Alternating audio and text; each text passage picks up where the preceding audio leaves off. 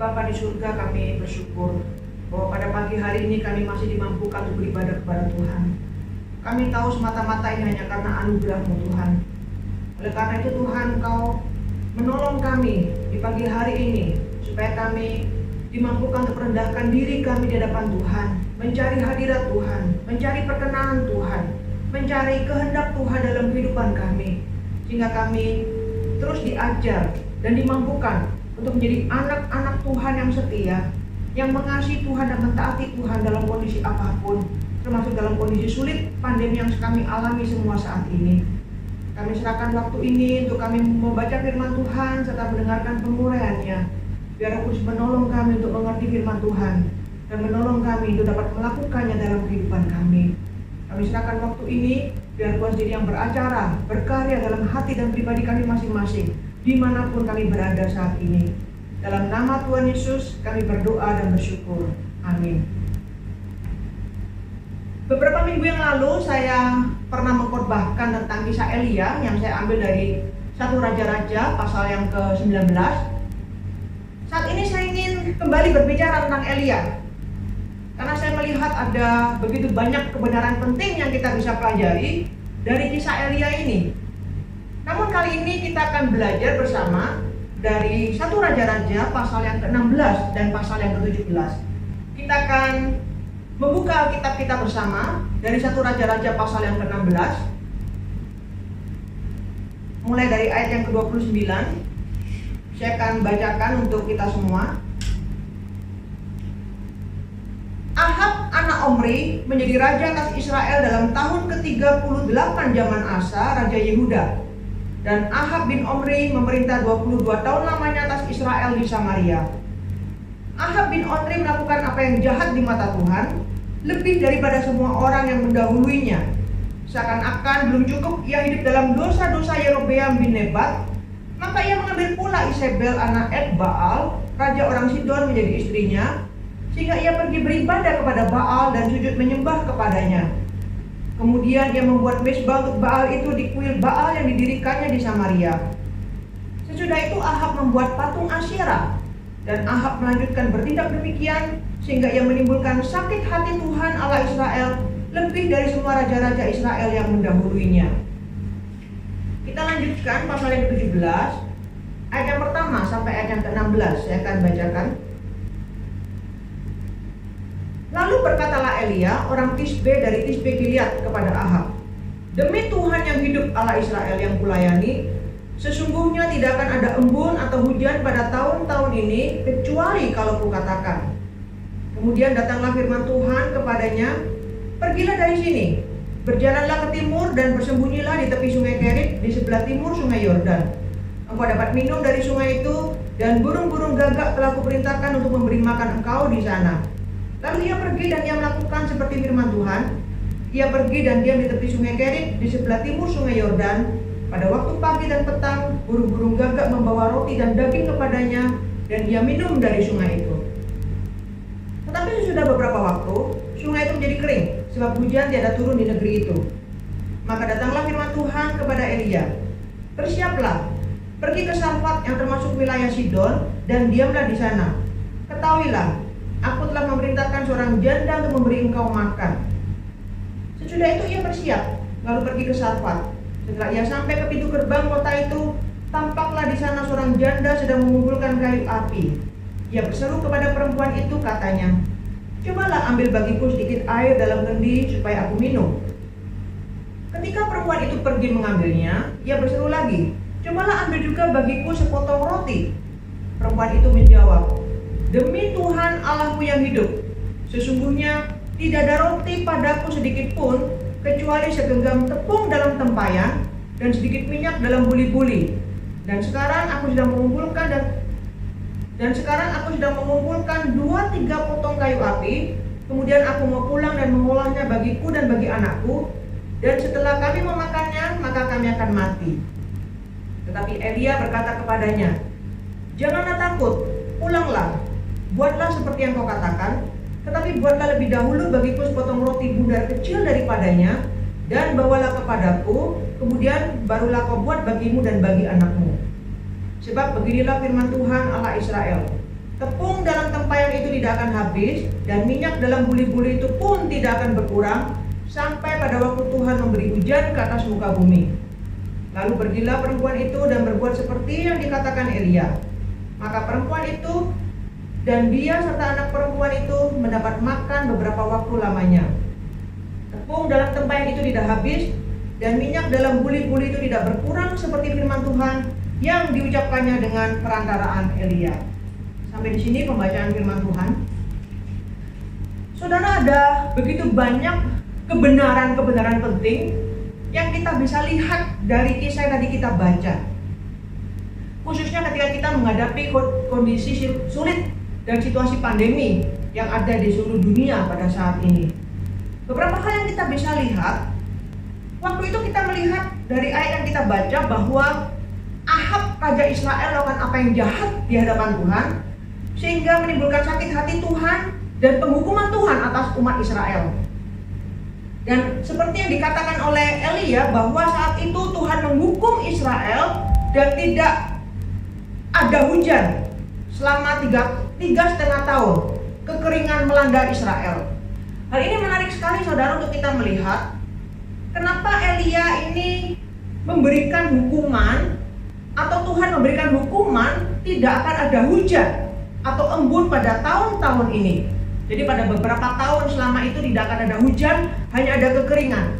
Kenapa penghukuman yang diberikan itu adalah penghukuman seperti ini, bukan penghukuman dalam bentuk yang lain? Saudara, ini ada kaitannya dengan dewa yang disembah oleh Raja Ahab serta seluruh orang Israel yang mengikutinya pada saat itu.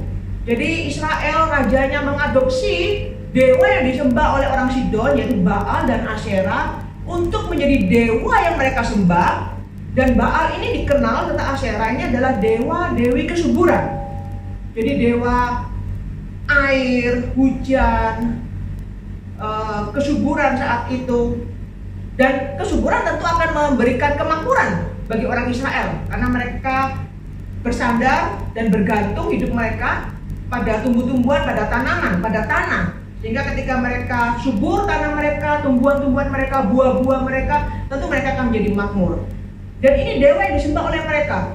Makanya untuk menunjukkan demonstrasi bahwa Allah Israel itu adalah Allah yang berdaulat, Allah yang berkuasa, Allah yang hidup, Allah yang layak disembah seharusnya oleh orang Israel, makanya Tuhan melalui Elia memberikan penghukuman tidak akan ada hujan.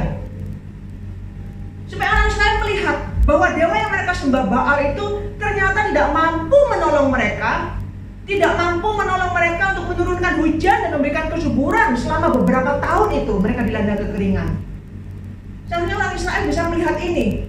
Jadi penghukuman ini menunjukkan demonstrasi tentang siapa Allah Israel yang seharusnya disembah oleh orang Israel, dan bukannya mereka menyembah Baal yang ternyata tidak mampu berbuat apa-apa untuk menolong mereka. Hal yang menarik berikutnya saudara, kalau kita melihat sebenarnya penghukuman ini adalah doa yang dipanjatkan oleh Elia. Ya, kita bisa melihat ini dari Yakobus pasal yang kelima. Mari kita buka Yakobus pasal yang kelima. Yakobus pasal yang kelima ayat yang ke-17. Elia adalah manusia biasa sama seperti kita, dan ia telah bersungguh-sungguh berdoa supaya hujan jangan turun, dan hujan pun tidak turun di bumi selama 3 tahun dan 6 bulan. Jadi melalui ayat di Yakobus ini, Yakobus mencatat peristiwa ini dalam kitabnya di Perjanjian Baru, bahwa peristiwa tidak adanya hujan ini itu adalah doa Elia. Jadi tentu doa ini memang sesuai dengan kehendak Tuhan. Elia adalah seorang yang begitu dekat, bergaul erat dengan Allah, sehingga dia mengerti isi hati Tuhan.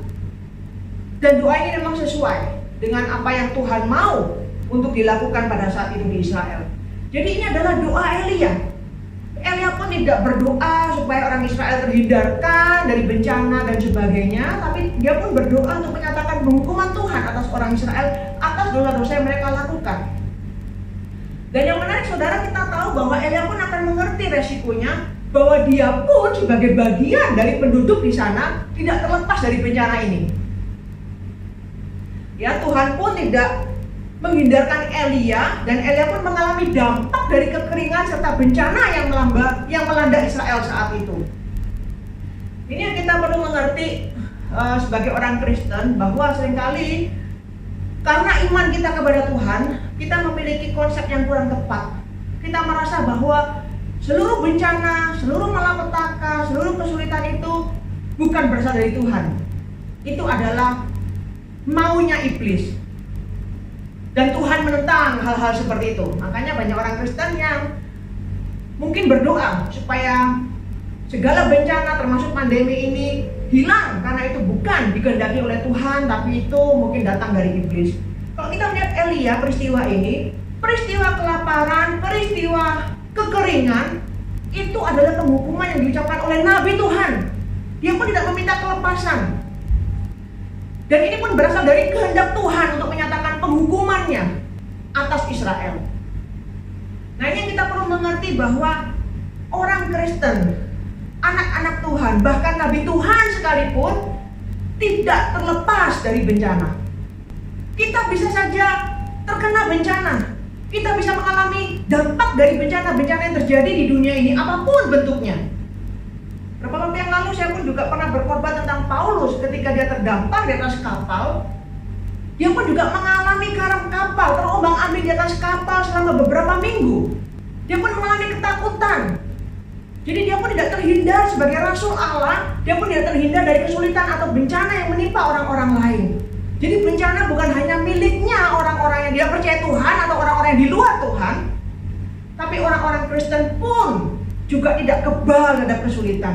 Bukan anti atau harus pasti terhindarkan dari kesulitan. Kita berada di tengah-tengah dunia ini, tidak terlepas, tidak terhindari, kita pasti juga akan pernah mengalami kesulitan dan akan mengalami kesulitan. Bahkan saat ini pun kita sedang mengalami kesulitan dari pandemi ini. Itu hal yang kita tidak bisa hindarkan. Ini harus kita mengerti. Kenapa? Supaya kita memiliki iman tepat, sehingga kita bukan hanya bergumul ketika saat-saat seperti ini dan bertanya-tanya kenapa Tuhan tidak menjauhkan bencana ini dengan segera. Kenapa ini sudah berjalan beberapa bulan, bahkan mungkin sampai tahun depan dan sebagainya. Sehingga nanti kalau kita tidak memiliki pemahaman yang tepat soal ini, kita punya pengenalan akan Allah, mungkin kita akan bisa menjadi kecewa. Kenapa Tuhan yang aku percaya seperti ini? Dan itu bisa menggoncangkan iman kita, bukan? Jadi kita harus mengerti dalam menerima realita, kita hidup di tengah-tengah yang berdosa ini, akibat dari dosa, dampak dari dosa, segala kesulitan, bencana yang bisa ditimbulkan oleh alam ini, atau bahkan mungkin oleh orang lain, oleh kesalahan orang lain, oleh dosa dan sebagainya. Mungkin kita orang Kristen yang ada di tengah-tengah hidup di dunia ini, kita pun tidak terlepas akan mengalami dampak dari bencana ini. Itu yang harus kita mengerti. Tapi kalau kita melihat apa respon Tuhan, apa yang Tuhan lakukan ketika nabinya ini juga menghadapi bencana ini, tidak terhindarkan dari bencana ini. Ya, ayat yang ketiga kita melihat itu, Tuhan berfirman kepada Elia, pergilah dari sini, berjalanlah ke timur dan bersembunyilah di tepi sungai Kerit di sebelah timur sungai Yordan. Jadi Tuhan, meskipun Elia tidak mengalami perlindungan secara khusus, dia mengalami kekeringan juga, mengalami dampak dari itu, tapi Tuhan membawa Elia untuk bersembunyi dan melindungi Elia di tempat persembunyiannya. Di situ Tuhan memelihara Elia dan melindungi dia secara khusus. Nah, ini yang kita perlu mengerti. Elia tidak terlepas dari dampak kekeringan. Dia harus mengungsi, harus bersembunyi di tempat yang terpencil, di tempat yang jauh selama bertahun-tahun. Tapi itu adalah bagian dan rencana Tuhan untuk melindungi Elia secara khusus di tempat itu. Di sana Tuhan memelihara Elia, saudara. Tuhan melindungi Elia. Elia dikatakan bersembunyi. Bisa nggak Tuhan melindungi Elia tanpa Elia bersembunyi? Tentu bisa. Kenapa Elia harus bersembunyi, saudara? Kalau kita lihat pasal yang ke-18, di sana diceritakan bahwa Ahab ini dan istrinya, mereka begitu marah dan membenci Elia karena doa Elia, karena hukuman yang dinyatakan Tuhan melalui Elia, sehingga terjadi kekeringan di seluruh Israel. Jadi akibatnya Ahab dan Isabel ini, mereka memerintahkan seluruh rakyatnya, seluruh pasukannya untuk mencari Elia ke seluruh pelosok negeri. Bahkan bukan hanya di seluruh pelosok negeri Israel, bahkan sampai ke negara-negara lain. Jadi dikatakan sampai ke negara-negara lain, negara-negara tetangga, Elia itu dicari sampai ke sana. Nah, makanya Tuhan menyuruh Elia untuk bersembunyi. Bisa nggak Elia tetap di tempatnya, di rumahnya, tanpa perlu bersembunyi dan Tuhan bisa melindungi dia? Tentu bisa. Ini pun pernah terjadi pada Elisa. Waktu itu tentara Aram, Raja Aram menyuruh pasukannya untuk datang mencari Elisa, untuk menangkap Elisa. Dan Tuhan membutakan mata seluruh pasukan orang Aram yang mencari Elisa itu. Mereka tidak mampu melihat, tidak mampu mengenali Elisa yang ada di depan mata mereka, sehingga mereka tidak mampu untuk menangkap Elisa. Tentu Tuhan bisa melakukan seperti itu. Tapi Tuhan itu adalah Allah yang kreatif, yang mungkin caranya berbeda satu orang kepada orang yang lain, satu peristiwa kepada peristiwa yang lain. Dan untuk peristiwa di mana Elia harus bersembunyi ini, Tuhan menyuruh Elia bersembunyi supaya dia aman dan terhindar dari pencarian penangkapan Ahab. Karena kalau Elia sampai ketangkap, Elia pasti akan dibunuh. Sebagaimana Ahab dan Isabel membunuh nabi-nabi Tuhan yang lain yang ada di Israel pada saat itu. Jadi ini adalah cara Tuhan, saudara, yang kita perlu mengerti. Yang juga seringkali ada orang-orang Kristen yang saya pikir mengklaim cara-cara Tuhan tertentu, seperti kita sebagai anak Tuhan seharusnya kita tidak takut terhadap semua ini, termasuk terhadap virus corona, begitu bukan? Jadi menantang virus ini karena merasa bahwa dirinya sudah dilindungi oleh darah Yesus, tidak ada virus manapun yang berani mendekat, menyerang dan sebagainya, dan berani keluar mungkin tanpa masker dan sebagainya. Nah, ada waktu-waktu di mana memang Tuhan akan melindungi anak-anaknya atau hamba-hambanya dengan cara untuk pergi keluar, untuk menghadapi tantangan atau bahaya itu. Tapi ada banyak peristiwa di mana Tuhan juga membawa umatnya atau hambanya untuk bersembunyi, untuk lari. Cara Tuhan bisa berbeda-beda. Kita tidak bisa mengklaim satu cara untuk kita terapkan dalam seluruh keadaan. Nah, ini yang kita harus mengerti. Kita harus peka. Nah, dalam kondisi pandemi seperti ini, bagaimana kita bisa tahu mana cara Tuhan yang dapat menolong kita untuk melindungi kita dari situasi sulit seperti ini? Tuhan tentu bisa memakai pemerintah, memakai para dokter-dokter, dan semua mereka yang pakar dalam bidang ini untuk memandu kita, bukan? Bagaimana kita seharusnya menjalani panduan-panduan yang dapat menolong kita untuk membuat diri kita aman dan terhindar dari serangan virus atau penyebaran virus dan penularan mungkin dari orang lain atau kepada orang lain, bukan? Tuhan bisa memakai mereka, dan itu pun kita seharusnya juga mengikuti, menuruti anjuran yang diberikan. Itu adalah cara kita atau cara yang Tuhan pakai juga untuk melindungi kita.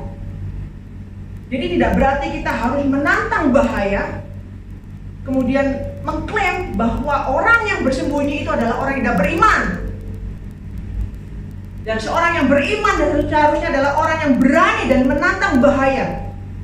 Karena kita dibungkus oleh darah Kristus dan tidak ada sesuatu apapun yang bisa menembus dan melukai atau mematikan kita. Itu tentu cara berpikir yang kurang tepat. Kita melihat di sini Tuhan menyembunyikan Elia. Ya, Elia bersembunyi di tepi sungai Kerit, dan di sana Tuhan melindungi Elia. Kemudian saudara, kita melihat bahwa ketika di tepi sungai Kerit ini, Tuhan memberikan makan, minum Elia melalui mujizat. Elia bisa minum dari sungai yang ada di tepi sungai itu, aliran air yang ada di sungai itu. Dan kemudian burung gagak diberitakan Tuhan untuk datang terbang pagi dan malam, pagi dan sore, untuk memberi makan kepada Elia. Nah, ini sesuatu yang menarik. Kenapa? Karena burung gagak itu adalah binatang yang dianggap haram di Israel. Tapi Tuhan pun bisa memakai binatang ini untuk memelihara Elia, untuk menjadi berkat, untuk menolong Elia, untuk memberi makan, minum, dan sebagainya. Dan binatang burung gagak ini makanannya daging, saudara. Jadi ketika dia menggigit daging itu di paruhnya, dia bisa tidak memakan daging itu untuk dirinya, karena memang Tuhan yang memerintahkan menggerakkan sehingga daging itu bisa dibawa di paruhnya tanpa dimakannya, dan kemudian ditaruh mungkin di atas batu di tepi sungai Kerit dan sebagainya, sehingga Elia bisa memakannya. kita melihat cara pemeliharaan Tuhan yang begitu luar biasa. Jadi Tuhan melindungi Elia, meskipun Elia tidak terlepas dari bencana, dari dampak bencana, tapi karena dia seorang nabi Tuhan, seorang yang mentaati Tuhan, Tuhan melindungi dia dan memberikan perlindungan secara khusus. Dan bukan hanya perlindungan secara khusus, tapi Tuhan memberikan pemeliharaannya secara khusus pula kepada Elia. Ini yang saya pikir bisa menguatkan dan menolong kita di tengah-tengah situasi di mana kita menghadapi kesulitan saat ini, bukan? Ketika kita tidak tahu siapa orang di sekitar kita yang terjangkit atau yang membawa virus di tubuhnya, dan kita tidak tahu mana ada virus di udara ini dan sebagainya. Ada begitu banyak kasus saat ini belakangan yang terjadi. Ada banyak orang-orang yang terjangkit virus corona. Sebagian besar dari mereka atau separuh dari mereka itu tidak diketahui sumbernya dari mana. Jadi di mana mereka terjangkit itu, siapa yang menularkan itu kepada mereka, dan bagaimana bentuk penularannya itu tidak diketahui. Makanya itu yang sangat mengkhawatirkan, yang sangat mengkhawatirkan pemerintah, dan yang sangat menyulitkan untuk mengatasi dan menghindarkan penyebaran ini tersebar lebih luas lagi. Itu mungkin kita sedikit banyak diliputi oleh kegentaran. Ketika kita keluar dari rumah kita harus berbelanja, kita harus mengurus hal-hal yang lain yang mengharuskan kita untuk pergi keluar rumah. Kita tidak tahu, tapi kita percaya sebagai orang percaya. Ketika kita mentaati Tuhan, ketika kita mengikuti anjuran yang diberikan, Tuhan akan memberikan perlindungannya secara khusus kepada anak-anaknya yang Tuhan kehendaki. Mungkin kita bertanya, bagaimana dengan orang-orang yang terkena, yang mungkin juga sudah berhati-hati, yang sudah menjaga dirinya dengan begitu luar biasa, anak-anak Tuhan yang setia, yang mengasihi Tuhan begitu. Tuhan punya rencana. Bukan setiap orang Tuhan pasti akan lindungi dan terhindar dari penyakit ini.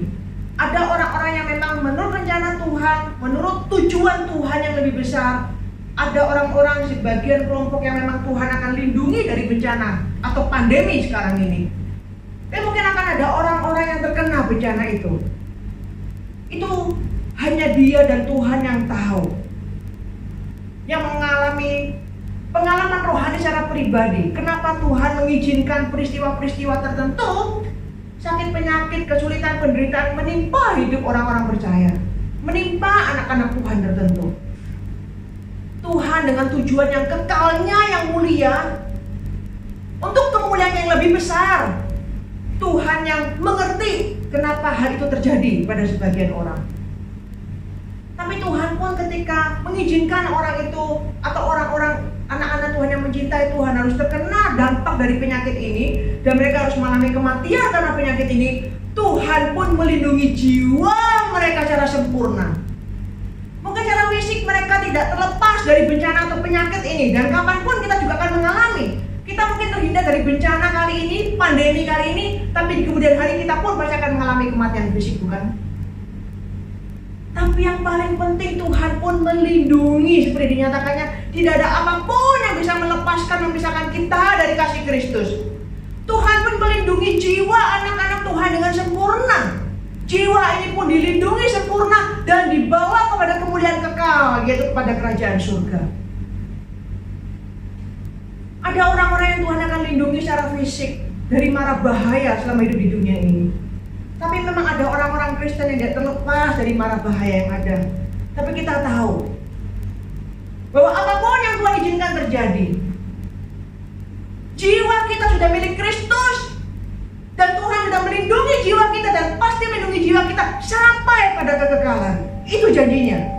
Itu yang harus kita percaya dan menjadi kekuatan dan iman kita untuk kita bertahan, tetap mempercayai Tuhan di tengah kondisi apapun, sesulit apapun yang kita hadapi saat ini. Saudara, kemudian kita melihat bahwa ini tidak berlangsung lama. Kenyamanan tinggal di tepi sungai Kerit, meskipun mungkin Elia harus sendirian di sana, ada air yang mengalir tenang yang menjadi minumannya. Dia tidak perlu susah payah memasak, mencari makanan. Burung gagak itu dengan setia datang setiap hari, sehari 2 kali untuk mengantarkan makanan, roti dan daging. Tapi kondisi kondisi tidak berlangsung lama. Dikatakan beberapa waktu kemudian sungai itu menjadi kering, sehingga ia tidak mampu lagi untuk minum dari aliran air yang ada di sungai itu. Bisa nggak air itu terus mengalir? Karena Tuhan pun memelihara Elia dan melakukan mujizat dengan mengirimkan burung gagak. Tentu begitu mudah bagi Tuhan, sebagaimana Tuhan menghukum tidak adanya hujan di negeri Israel, begitu mudah bagi Tuhan untuk tetap membuat air sungai itu mengalir, bukan? Tapi kembali kita melihat bahwa Tuhan mempunyai cara pemeliharaan yang kreatif dan sempurna. Mungkin Elia begitu merasa nyaman dengan kondisi berhari-hari, berminggu-minggu, berbulan-bulan seperti itu, sampai akhirnya dia menyadari bahwa hidupnya itu betul-betul bergantung pada mujizat dan pemeliharaan Tuhan, bukan hanya pada air yang mengalir secara alami, secara natural, dan dia terbiasa dengan keadaan yang seperti itu setiap harinya. Dan Tuhan menyuruh Elia untuk pergi ke tempat yang lain, di mana di situ Tuhan juga memberikan perlindungan dan pemeliharaan yang sama kepada Elia. Saudara, seringkali ini juga terjadi dalam kehidupan kita, bukan? Kita sudah terbiasa bekerja sesuatu, kita merasa itu menjadi sesuatu yang sudah biasa, karena memang kita bekerja tiap bulan mendapatkan gaji, dan kita merasa ya kehidupan biasa seperti itu. Sampai kemudian tiba-tiba itu di-cut dari kehidupan kita, diambil dari kehidupan kita, baru kita kaget.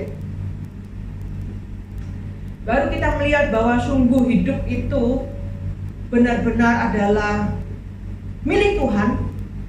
Kita hanya bisa bergantung kepada Tuhan, bukan hanya pada kekuatan kita.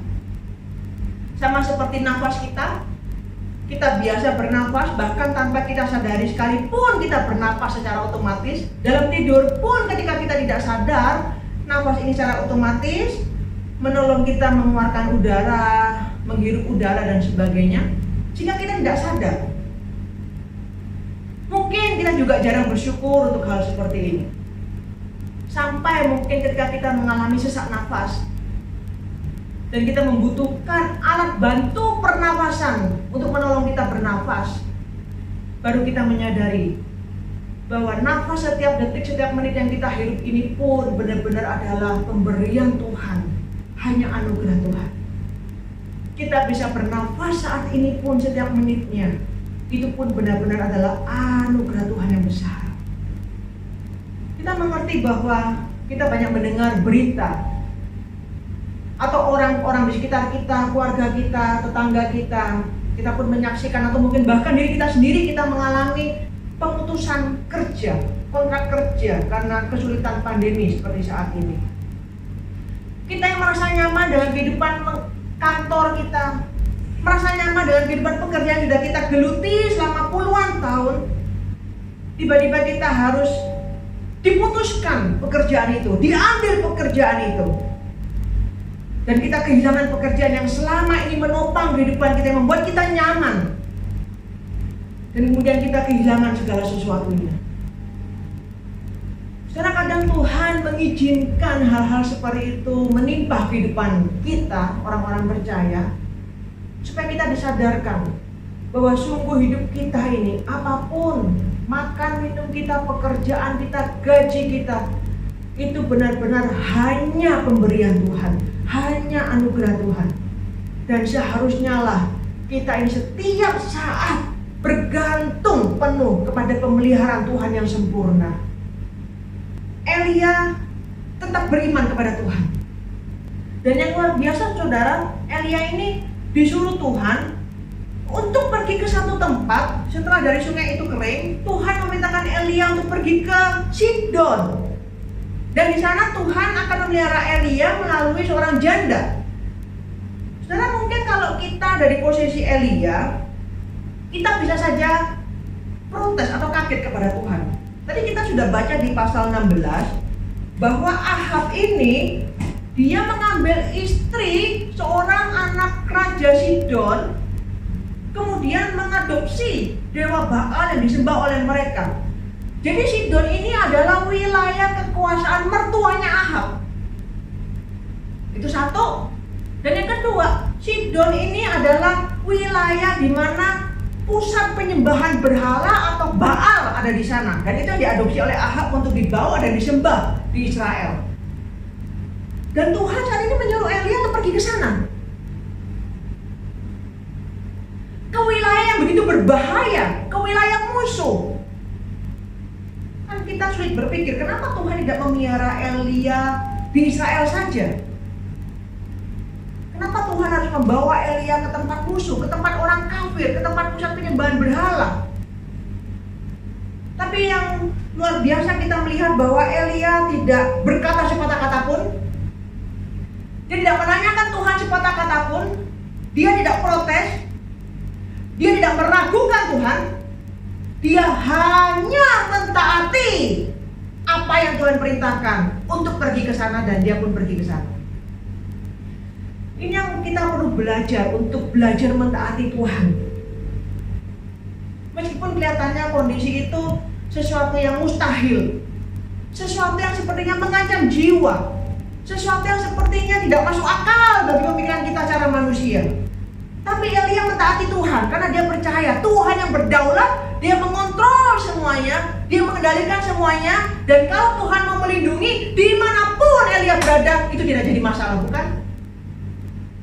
Karena dia adalah Allah yang berkuasa. Jadi makanya ketika Elia pergi ke wilayah Sidon pun, memang Tuhan lindungi dia di sana. Di sana Elia tetap aman. Dia tidak tertangkap. Sampai akhirnya Elia sendiri yang diperintahkan Tuhan untuk menjumpai Ahab. Baru Ahab bisa menemukan Elia. Jadi Elia pergi ke wilayah Sidon. Dan yang menarik saudara, bukan hanya Tuhan memerintahkan Elia ke sana, ke wilayah Sidon, tapi saya melihat bahwa di sana, di Sidon itu ada satu perempuan, satu janda yang Tuhan juga mau pelihara hidupnya. Jadi Tuhan mengutus Elia memang untuk memelihara hidup Elia di sana, untuk melindungi Elia di sana. Sekaligus di masa yang sama, Tuhan juga mau memakai Elia untuk memelihara, untuk menolong kehidupan seorang anaknya yang Tuhan pilih di Sidon itu, yaitu janda ini. Janda ini mungkin pernah mendengar tentang Allah Israel. Buktinya dia mengenali Elia sebagai Nabi Israel. Dan di hatinya mungkin dia mungkin mendengar tentang doa yang diucapkan Elia sehingga supaya tidak ada hujan di Israel sebagai penghukuman Allah atas Israel. Sehingga di hatinya ada sedikit keterbukaan terhadap Allah Israel, bukan penolakan. Tapi mungkin dia belum menjadi orang yang percaya betul-betul karena dia tidak mengerti. Belum ada orang yang memberitahu dia tentang Allah Israel seperti apa secara sesungguhnya dan sebagainya sampai Elia pergi ke sana. Jadi dia hatinya sudah mulai terbuka dan mengerti tentang Allah Israel dan pernah mendengar. Meskipun saudaranya kalau kita perhatikan, sebenarnya janda ini pun sangat masuk akal kalau kita ada di posisi janda ini untuk meragui perintah Tuhan melalui Elia, bukan? Jadi ketika janda ini dalam kondisi dia mencari kayu bakar dan dia mengatakan bahwa hanya tertinggal sedikit tepung, hanya cukup untuk dirinya dan anak perempuannya makan satu kali saja, kemudian mereka akan mati karena tidak ada makanan apa-apa lagi yang bersisa di sana. Jadi ketika Elia mengatakan kepada janda ini bahwa kamu tolong buat untuk aku dulu, kamu buat tepung itu menjadi roti dan kasih makan aku dulu, kasih itu ke aku dulu. Ini sesuatu yang resiko, bukan?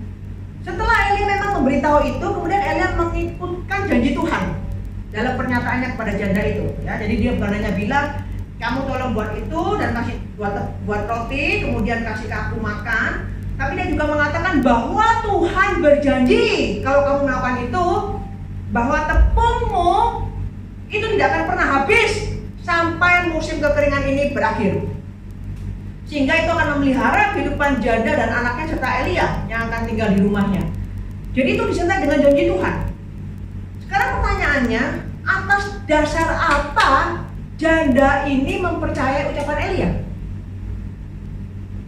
Karena kalau kita melihat, tentu perempuan ini tahu bahwa Ahab dan seluruh rakyat Israel itu, Ahab pertama mengawini anak putri raja, kemudian mereka juga mengambil dewa yang mereka sembah untuk menjadi dewa mereka. Sehingga di seluruh Israel dibangun kuil-kuil Baal penyembahan. Tempat penyembahan kepada Tuhan itu semua dihancurkan. Bahkan nabi-nabinya ditangkap dan dibunuh. Tentu perempuan ini akan mengerti, janda ini juga akan tahu. Dia bisa saja bertanya dalam hatinya, atas dasar apa aku mempercayai ucapanmu? Atas dasar apa aku mempercayai janji Tuhan yang engkau ucapkan? Kalau ternyata seluruh rakyatmu, seluruh rakyat Israel pun menyembah berhala, menyembah Baal, menyembah dewa yang kami sembah, begitu. Nah, ini sesuatu yang sebenarnya bisa saja perempuan itu meragukan pernyataan Elia, meragukan firman Tuhan, meragukan janji Tuhan. Tapi kita melihat dia tidak meragukan itu. Ini yang kita sebut beriman. Dia tidak melihat, buktinya dia belum mengalami janji Tuhan. Dia belum mengenal, bahkan belum mengenal Tuhan dengan benar, dengan sempurna, dengan lengkap. Tapi dia percaya bahwa apa yang Tuhan ucapkan itu iya dan amin, dan itu akan terlaksana. Ini yang namanya iman, saudara. Iman. Dia tidak mengalami, belum mengalami, tidak melihat, tapi dia percaya. Karena dia percaya kepada pribadi Allah yang mengucapkan janji itu. Dan kepercayaan ini, iman ini yang Tuhan perhitungkan, sehingga Tuhan memelihara kehidupan janda ini sesuai dengan imannya. Dan dia memelihara kehidupan janda ini dengan sempurna. Tuhan menyatakan dirinya dalam kehidupan dan keluarga janda ini. Tuhan memakai Elia untuk datang ke Sidon. Di waktu yang sama Tuhan melindungi Elia di tempat yang paling berbahaya sekalipun. Perlindungan Tuhan sempurna atas Elia. Dan pemeliharaan Tuhan juga sempurna. Tuhan memakai seorang janda, bukan seorang yang kaya, tapi seorang janda yang miskin, yang juga sebentar lagi akan mati karena tidak adanya makanan yang tersedia. Tapi Tuhan bisa memberikan mujizat dan memelihara dengan sempurna, karena memang Dia adalah Allah yang sempurna, Allah yang kreatif, Allah yang maha kuasa, yang menciptakan dari tidak ada menjadi ada. Sehingga tidak mustahil bagi Tuhan.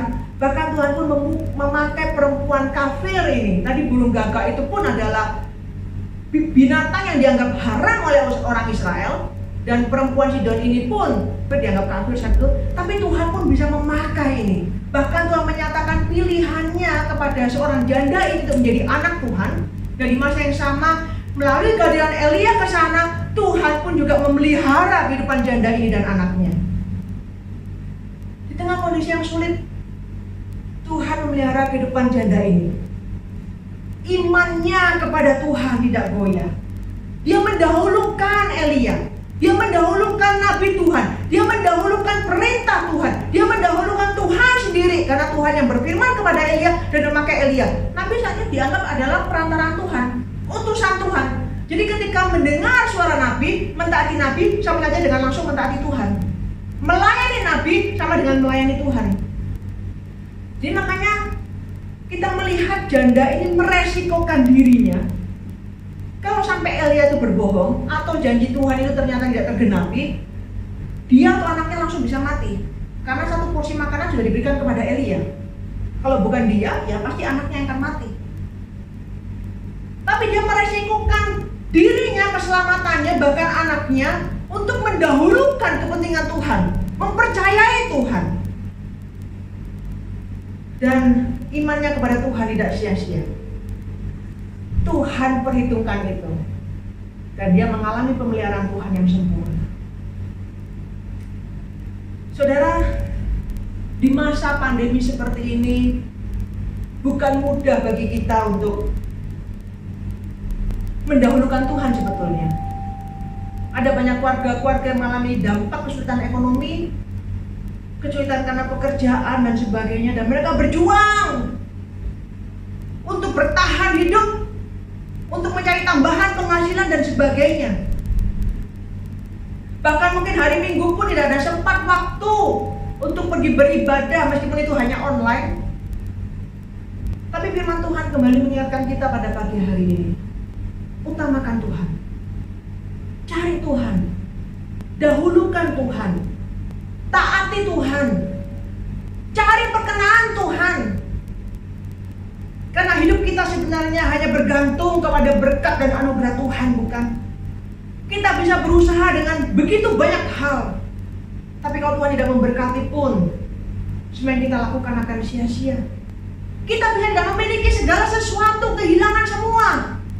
Termasuk Elia yang tidak memiliki apa-apa. Janda yang hanya memiliki sedikit tepung, hanya cukup untuk satu kali makan.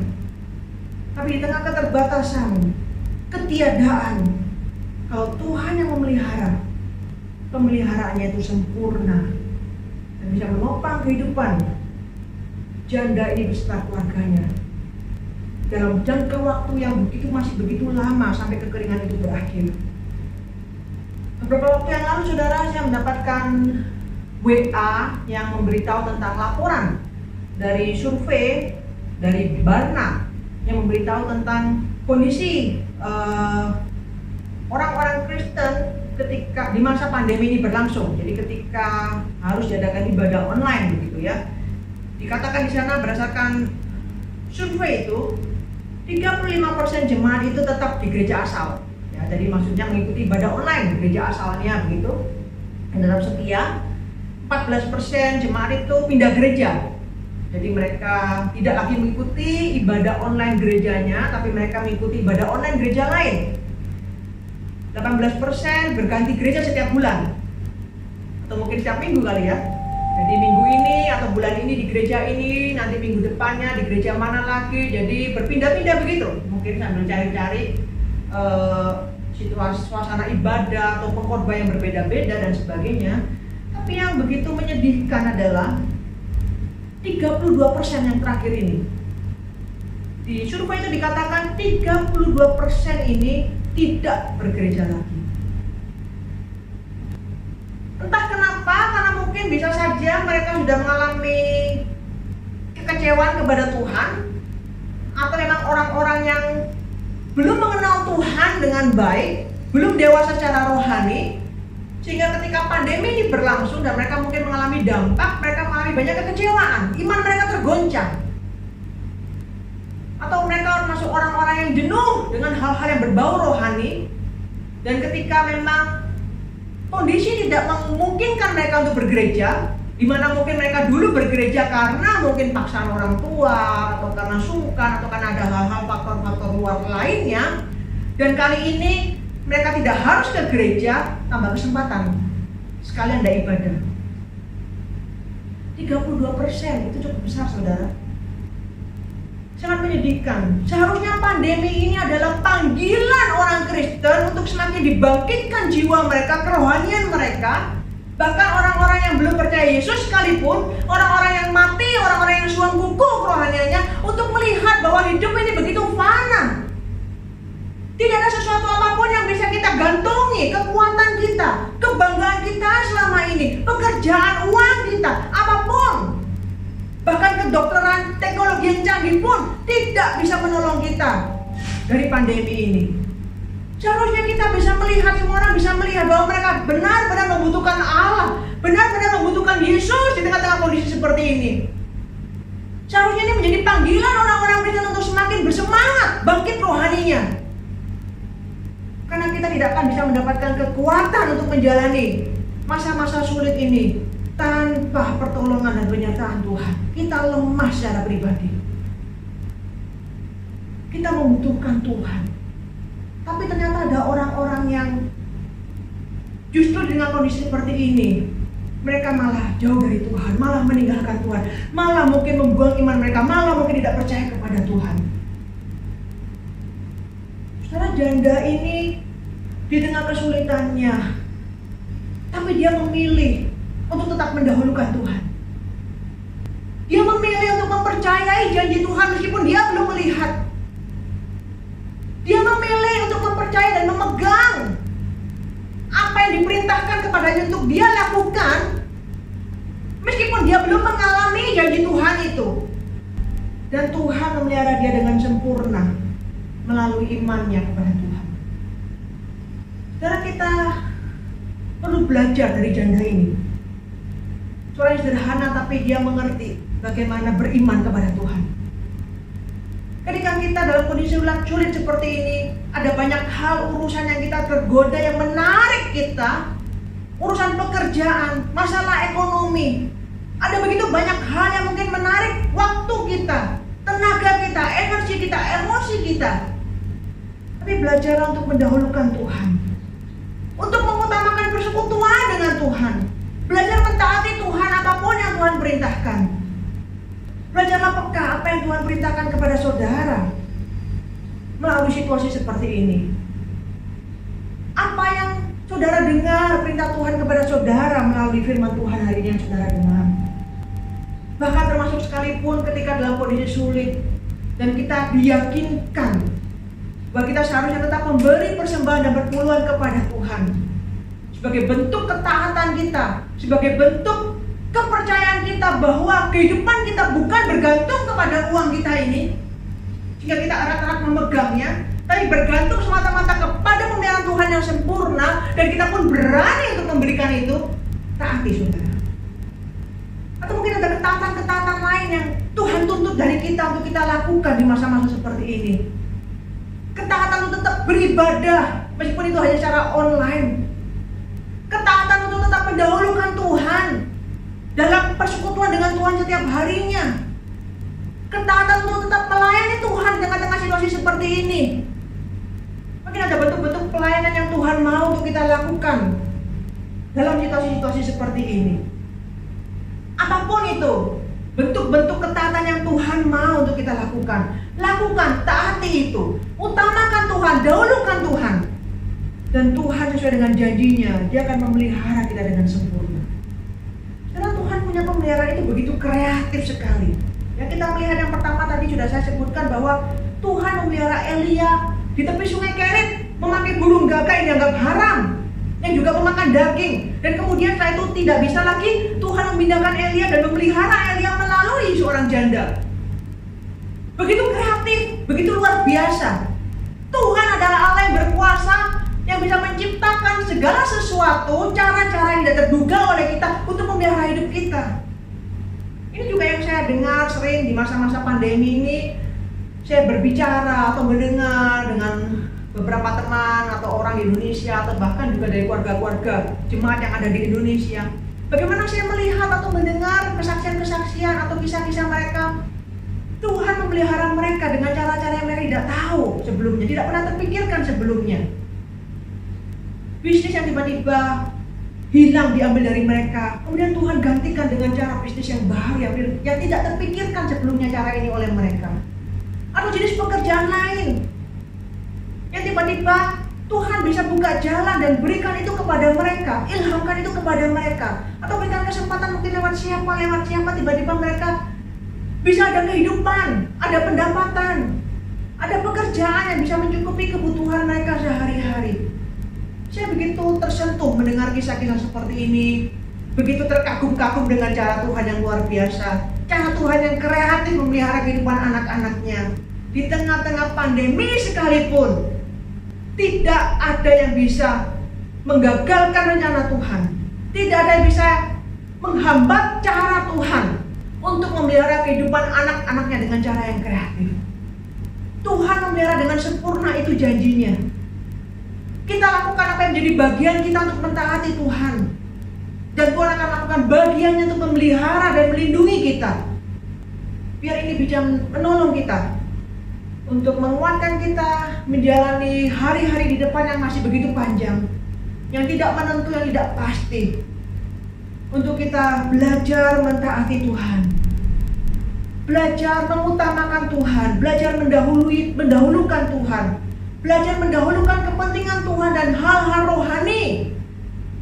Karena itu menjadi kekuatan, karena itu menjadi ekspresi iman kita bahwa kita mempercayai Tuhan, bahwa sumber hidup kita yang memelihara kita, yang menopang kita, itu bukan dari pekerjaan ini, bukan dari uang ini, bukan dari sumber ini, bukan dari pendapatan ini, tapi semuanya dari Tuhan yang memakai semua sarana dan sumber ini untuk menolong kita dalam kehidupan ini.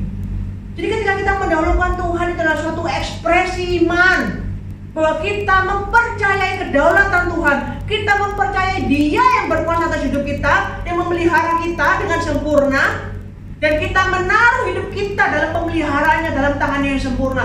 Meskipun mungkin secara manusia kehidupan kita begitu sulit, ada hal-hal yang kita rasa tidak masuk akal, tidak memungkinkan bagi kita untuk menjalani bulan demi bulan mungkin. Dengan kondisi yang ada, bagaimana aku bisa hidup? Bagaimana aku bisa makan? Bagaimana aku harus bayar sewa rumah dengan kondisi seperti ini? Tapi ketika kita mendahulukan kepentingan Tuhan, kita mentaati Tuhan, hal-hal yang tampaknya mustahil itu pun Tuhan dengan caranya yang kreatif akan memelihara kita. Biar kita di masa pandemi yang kita tidak tahu ini masih harus berlangsung berapa lama, kita menjalani ini dengan suatu ketenangan dan rasa aman, tahu bahwa kita hidup di dalam tangan Tuhan, bahwa hidup kita ada dalam pemeliharaannya dan perlindungannya yang sempurna. Lakukan apa yang menjadi bagian kita untuk menjaga diri kita. Tuhan akan melindungi kita. Bahkan jika sampai ada di antara kita pun yang harus suatu hari terkena virus ini, meskipun kita sudah berhati-hati, tetap beriman dan percaya bahwa jiwa kita selamat di tangan Tuhan. Dia memelihara jiwa kita dengan sempurna sampai pada kekekalan. Biar kita mentaati Tuhan dalam apapun yang Tuhan mau, mempercayai Dia bahwa pemeliharaannya kreatif, dan kita belajar untuk beriman meskipun tidak melihat Tuhan. Biar apa yang kita pelajari hari ini tentang Elia dan kisah janda ini menguatkan kita untuk menjalani hari-hari kita di depan. Mari kita berdoa. Tuhan, kami bersyukur karena Engkau adalah Allah yang mengasihi kami. Engkau adalah Allah yang bersama-sama dengan kami dan tidak pernah meninggalkan kami. Janji-Mu Tuhan, bahwa tidak ada sesuatu apapun yang dapat memisahkan Engkau dari kami. Engkau melindungi kami dan memelihara kami dengan sempurna. Meskipun di tengah-tengah situasi yang begitu mengerikan di dunia ini, di tengah-tengah situasi yang tidak pasti, yang kami tidak tahu dan kami tidak bisa kontrol secara manusia. Tapi kami percaya kami punya Allah yang hidup, Allah yang berdaulat, Allah yang berkuasa.